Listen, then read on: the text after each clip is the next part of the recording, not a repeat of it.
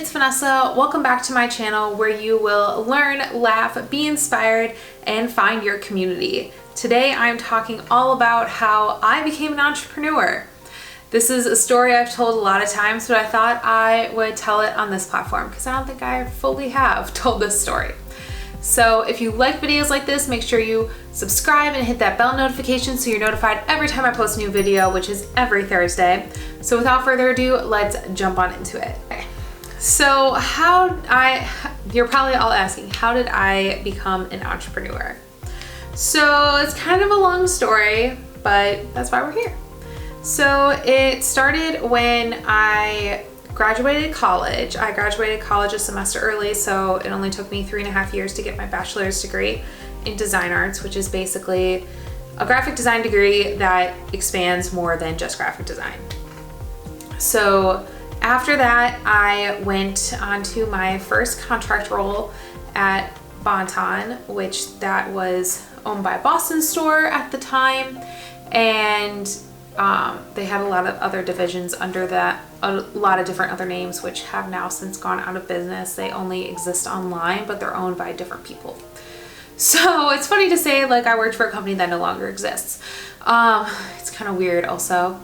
So I started in that career and I was ready to just like climb up the ladder, do the things, but then I realized really quickly how bored I got in a 9-to-5 job, or at least that one, and how it seemed very dead end to me, or at least in that position.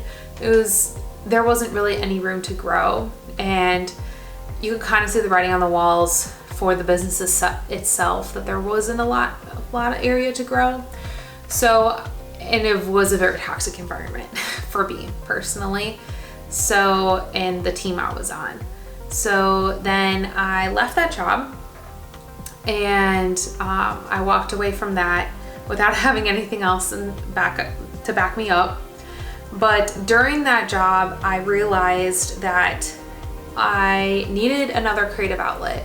I was so focused in my last semester of college on getting a job and working my way up and all these things that I didn't really think about that creative outlet that I always had throughout grade school, middle school, high school, and even college. I always had some sort of creative outlet. And by that time, my creative outlet was photography. I used to take pictures of my friends all the time, just pull them aside, ask them on weekends to just go adventure with me and take pictures. And I really didn't have that because my friends are all still in school and we didn't live near each other. So I decided then and there to start a photography business, having no idea what I was doing. Only thought, okay, well, I can take pictures of people, so let me be the wedding / senior / family / whatever you need me to be photographer, which there's nothing wrong with that. That's kind of how everyone starts. And I just realized that for me, that wasn't the right move. Over time, I realized that wasn't the right move, but that's where we get further along. So I'm trying to run this business and start this business, trying to make connections where I can, take education courses to figure out what the heck I'm supposed to be doing. I made a lot of mistakes. I worked with a lot of different photographers being their second shooters, and I learned a lot during that season. I found another job, which I was a graphic designer along with many other things, which that wasn't a right fit for me either. So then I ended up leaving that position as well. You find that this is going to be kind of a pattern. And it's probably telling me, that was also telling me like, you are meant to be an entrepreneur.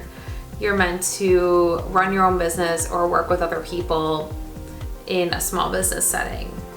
Because I really like the flexibility of either working from home or creating my own schedules, and that is not something that like a regular 9-to-5 job gives, and I know that about myself, especially now looking back. But back then I didn't know really how to put it into words because I really wasn't exposed to a lot of that. Like both of my parents worked full-time jobs, so, and they went in every day and were very successful in their career, so I just thought, oh, that's what you need to do. I just haven't found the one that works for me yet, which still could be true. But again, I left that job, was really not finding anything again. So I took up a job at Michael's and trying to make my business work. I really kind of hit rock bottom at that point because I'm like, well, and let's keep in mind, I had the most fantastic internship the previous summer, and typically they hire on their interns, but because I was going back for another year in school, I wasn't hired on directly, and they didn't have any openings when I graduated. They started to have openings in the summer, which was around the time that I left the second position. And then it was just kind of like, well, no, we found other people, which kind of like, that kind of sucked. But I mean, it happens, and it just wasn't the right time. It wasn't the right position. It wasn't what I was meant to do. And I don't have anything against them because they gave me a really great internship, which started me off on the career path to work in an awesome creative environment. But these two jobs didn't have that. I finally landed a really good contract role that I was there for over a year. And I probably would have stayed there if I hadn't moved to Nashville. I probably would have stayed and just continued working at this position. I really enjoyed it. I really liked it a lot, but I knew my path was to move. So I moved to Nashville, left that job that was there for over a year, and I really liked my team. I liked what I did, even though it was kind of repetitive, but it was good. I was comfortable in it. But I knew I needed to be pushed to push creatively. Went to Nashville, didn't have a job going there, had to move my business, had to figure that out, which ended up just being restarting it, like closing the one in Wisconsin, opening one in Nashville. And then I found a job with a publisher, which that was always my dream job, was to work for a publisher, to do book cover designs. But what I realized, what I really wanted was the freelance life, that you just go in, work on a project for a little bit of time, and then move on to the next project. And at that point in time, I didn't really realize that until I was already in the position, and it just wasn't the right fit for me. It really wasn't. It was a very far commute for not a lot of pay, and it just didn't balance itself out. The environment was not what I expected it to be. It was just all around not a good fit for me. Ended up leaving that and got a different job with an amazing company, with an amazing team. And honestly, I probably would have stayed there longer if my entire department didn't get let go from the company. And flash forward, so we're at the start of 2020, and in January, my entire department gets let go. So I am trying to figure out my business here in Florida. This company let me be remote and helped move me to Florida, which I knew is where I belong. And then 2020 started to rear its head, and started with me being let go from a really awesome job that I really loved. Then finding another job that was just like, no, I probably worked 2 days. So it's like, okay, I guess I'm just full throttle into my entrepreneur life. And then COVID hit. So I was kind of forced into being an entrepreneur. And then when I was like, okay, let's just work on my business for a while, and then we'll kind of regroup and kind of figure out what I want to do, then COVID hit, which then made it very, very difficult to find a job, period. And so that's kind of why, that's how I became where I am as an entrepreneur. COVID kind of forced me even more to be in my business, just because that is all that I can control right now. And I know things will get better, and I feel like this is what I'm meant to be doing, but this is a definite hard time It's hard to be a photographer in this time, which is why I'm selling prints. I am starting a different business with my friend, and I am trying to do what I can to make an income. So that's kind of what's forced me into the entrepreneurial life. I am not going to say that it was not at all expected. I kind of thought I would work a full-time job until like the photography kind of sustained itself, but sometimes life throws a curveball at you, which seems like it threw a curveball at everyone in 2020. And that's just kind of what came to be. And that's where I am now. I am still working on my business. I'm opening another business with a friend, which probably will be open by this time this video is released. I have a shop that I'm selling prints of photos I have taken in the parks and around Florida.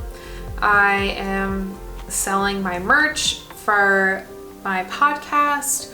I am working a couple of freelance contract positions just to help with the bills, and that's kind of where we're at.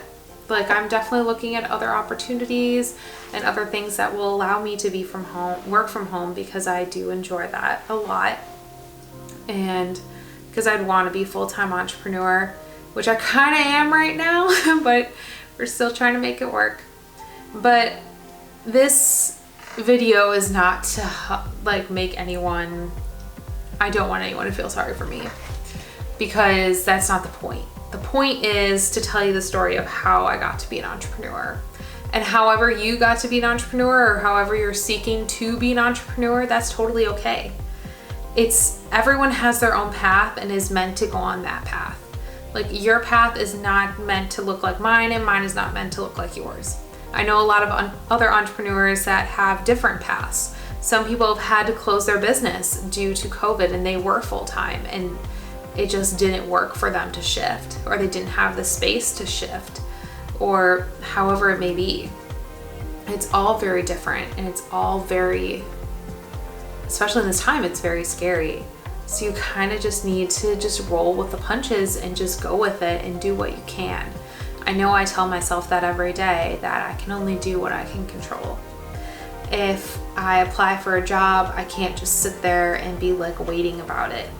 I need to do other things, because I know I'll go crazy otherwise, which is why I've dived into my business so much and really embrace that entrepreneurial lifestyle and trying to make it work. So I hope you enjoyed this video. I hope it didn't ramble on too long. I hope it gave you a better idea of how I got to be an entrepreneur and where I am. That's not to say that my future cannot change in the future. My future cannot change in the future.